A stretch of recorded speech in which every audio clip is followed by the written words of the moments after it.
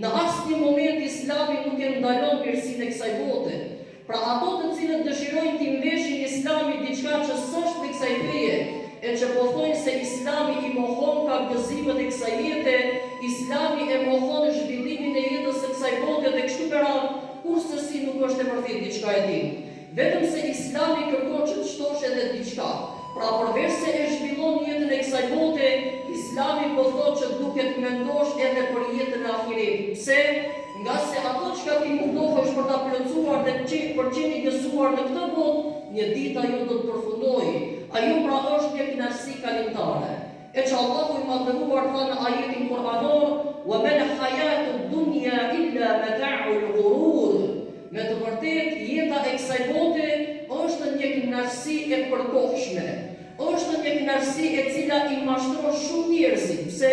Për arsye se njerëzit duke investuar që t'i arrijnë këto kënaqësi, shpeshherë edhe harrojnë kënaqësi që duket t'i arrijnë në botën tjetër. Mata'ul ghurur. Çka është fjala mata'?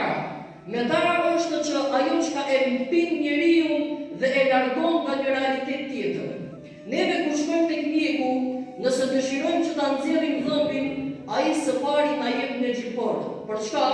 Na e fut ilaçin të na e mbi neve vendi ku do e nxjerr dhëmbin. Dhe çka ndodh në këtë moment? Në këtë moment neve me ampirje të ilaçit, ai duke nxjerrur dhëmbin na largon nga një realitet. E cili është ai realitet? Dhimbja që neve realisht duhet ta përjetojmë kur e nxjerrim dhëmbin. Por shkak të mpirjes, neve nuk diktojmë një realitet. Mirë po sa zgjat kjo? Sa zgjat kjo që neve nuk e diktojmë këtë, derisa largohet tani mpirja e ilaçit që është në gojën tonë. Dhe pasi largohet mpirja, neve pastaj kuptojmë që fillon dhimbja e dhëmbit sepse po vjen vendi. E pra kjo është dynjaja, që Allahu i madhëruar ka thënë mata'ul ghurur.